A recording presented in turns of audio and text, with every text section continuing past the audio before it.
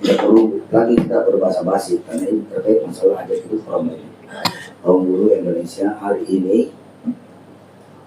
Pasca rejim Jokowi berkuasa dan traumatik kaum buruh Indonesia tentang lahirnya undang-undang Omnibus Law itu, saya yakin teman-teman serikat pekerja serikat buruh yang ada di Indonesia ini tidak ingin mengulangi tragedi itu kembali. Jadi alangkah bodohnya kaum buruh Indonesia jika undang-undang Omnibus Law ini hanya ganti casing saja. Nah makanya sejak dini kami mengamati naskah akademik ini dengan sangat hati-hati, ya kan? Kami meluangkan waktu cukup banyak untuk membaca 167 halaman ini, yang secara kesimpulannya kami menolak dan menurut saya jauh sekali dari apa yang diinginkan oleh kaum buruh Indonesia. Sementara dengan gagahnya sebagian kawan-kawan yang nggak ngerti, ini sudah ada naskah akademiknya, ya kan? Bahasa naskah akademik ini dibuat oleh para profesor, kaum intelektual, ya kan? Yang memiliki latar pendidikan yang mumpuni lah, tidak seperti kami ini, Pak, ya kan? Ya kan, hanya jurusan ini aja, jurusan perdemoan dan gelarnya juga STLR, Pak. Nggak kayak pejabat-pejabat ada profesor, doktor, insinyur, haji, bla bla bla bla, SHM, panjang sekali itu, ya kan? Harapan kami itu dengan dibuatnya oleh kaum akademik ini, naskah akademik itu betul-betul powerful gitu loh, sesuai dengan amanah konstitusi Undang-Undang Dasar 1945 dan sangat sesuai dengan hati nurani kaum Indonesia. Tapi ketika kita membaca, saya melihat jangan-jangan ini pakai AI ini bikinnya. Saya nggak tahu itu derap dari mana, ya jelas kita dapat lah, ya kan?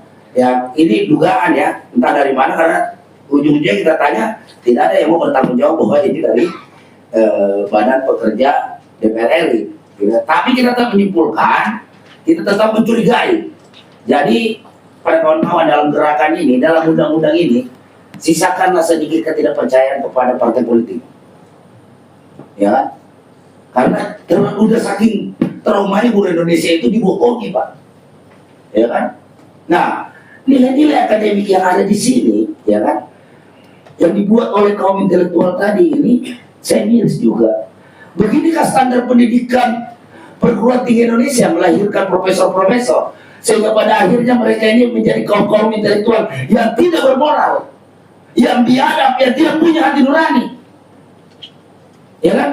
Padahal kita semua tahu di sini anggota DPR ini mayoritas Muslim, ya kan? Sudah jelas itu diingatkan Allah. Allah amat sangat membenci orang-orang yang mengatakan tapi dia tidak kerjakan. Pedih itu, Pak. Kalau kita masih berkeutamaan yang masa di sini ya, pedih. Saya ingatkan, justru kaum-kaum intelektual ini terdepan mencerdaskan kehidupan bangsa dan menjamin kesejahteraan rakyat Indonesia melalui apa? Undang-undang. Sebagai implementasi daripada konstitusi kita. Karena kalau kami demo di bawah, kalau kami pusing ya kami pakai jurus sabu jagat aja Undang-Undang Dasar 45. Kalau begini caranya, ya kan? Karena apa yang bisa kita harapkan dari undang-undang ini adalah buruh rakyat Indonesia benar-benar mendapatkan haknya secara konstitusional, dilindungi oleh negara, ya kan? Dan buruh hari ini udah tahu APBN kita 82% itu pajak. Mayoritas yang bayar pajak itu kami-kami inilah, ya kan? Jadi kalau ada menteri yang tanya, hak mau apa kontribusi kamu buat negara, enak aja maki-maki legislatif, eksekutif, yudikatif. Ya kami ini, ya kan? Setiap bulan kami dipajakin, makan dipajakin, UBS dipajakin, apa-apa dipajakin, ya kan? Ketika kami marah, wajar marah. Karena kami menganggap orang-orang yang ada di eksekutif, orang-orang yang ada di legislatif maupun yudikatif itu adalah orang-orang pilihan, orang-orang cerdas, orang-orang paling depan, orang ras-ras unggul di Republik ini untuk memimpin kami, bukan malah menindas kami, membodoh-bodohi kami, menzolimi kami. Nauzubillahi min zalik. Itu kalau terjadi, maka wajar kawan-kawan marah semua, gitu loh. Ya kan? Saya berapi-api begini bicara tadi hari ini karena saya tidak ingin mengulangi lagi undang-undang Omnibus Law cilaka itu, yang benar-benar cilaka itu lahir lagi. Betapa perihnya kami 10 tahun memperjuangkan, sampai hari ini kami masih berhadapan dengan ratusan ribu anggota kami ter-PHK karena undang-undang Sontoloyo itu yang dibuat oleh rezim Jokowi, ijazah palsu. Ya kan? Saking dongkolnya saya ini, Pak. Cuma karena yang terima PKS, saya masih tahan lisan saya biar agak lebih santun.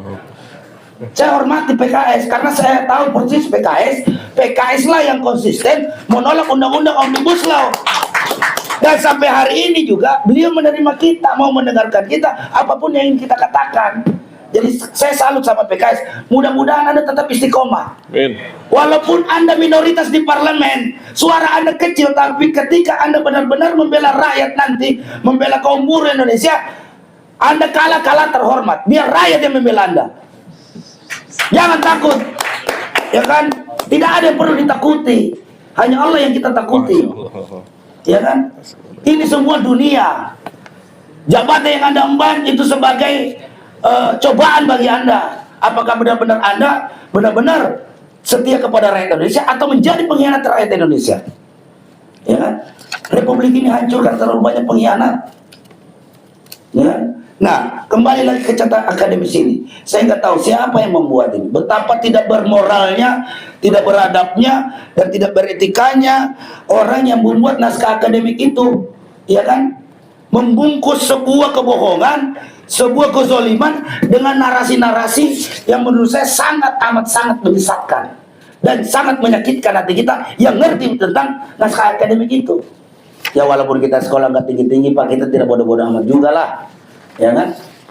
Kami bisa mengerti kemana arahnya nih.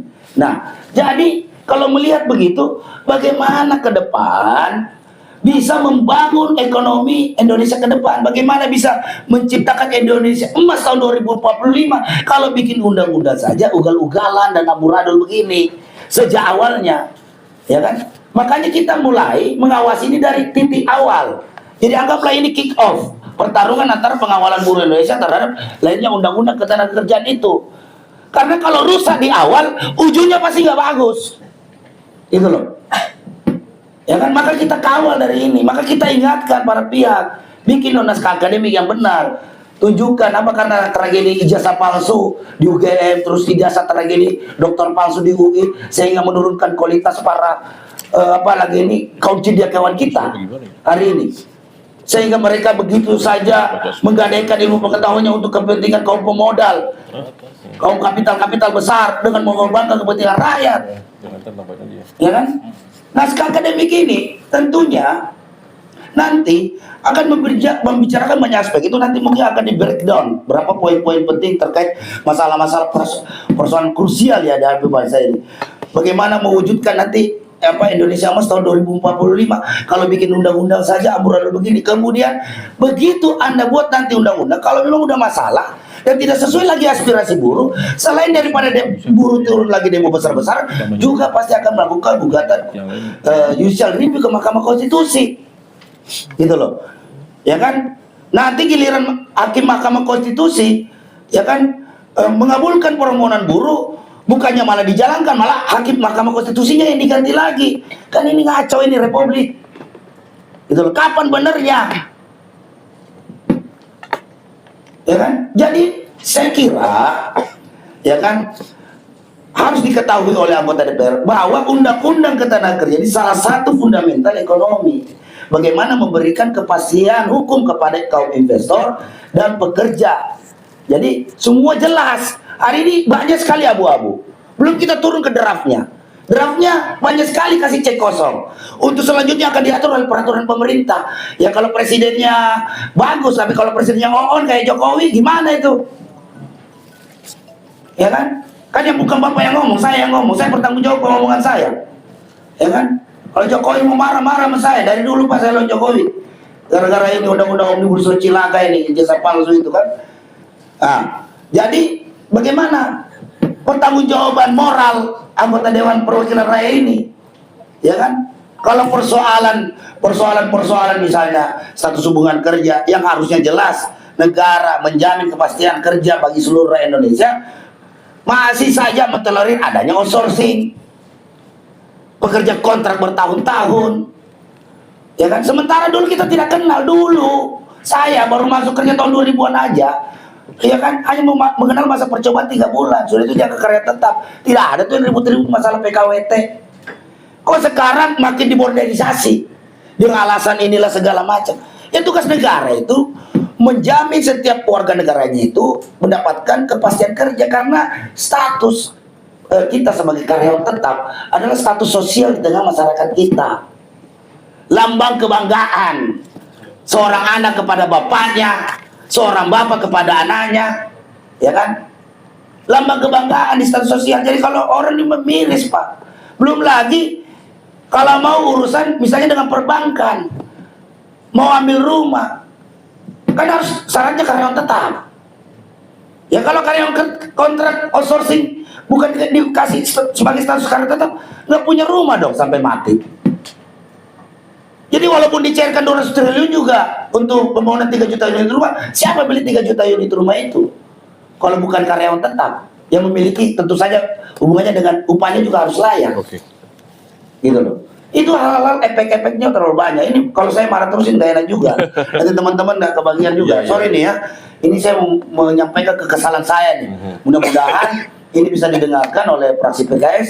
Dan mudah-mudahan partai PKS ini mampu memberikan penyadaran terhadap 7 lagi partainya, walaupun nanti kita akan soal juga, kita akan datangi mereka untuk meminta pertanggungjawaban mereka bahwa pertemuan kami dengan Anda ini jangan cuma basa-basi, jangan hanya sekedar pertemuan seremonial, video-video, foto-foto, salam-salaman, udah itu apa yang menjadi aspirasi kami tidak ada di dalam undang-undang itu gitu loh. Jadi wajar dong kami marah. Justru orang akan mempertanyakan, kalau Daeng Wahidin tidak marah, berarti Daeng Wahidin sakit jiwa.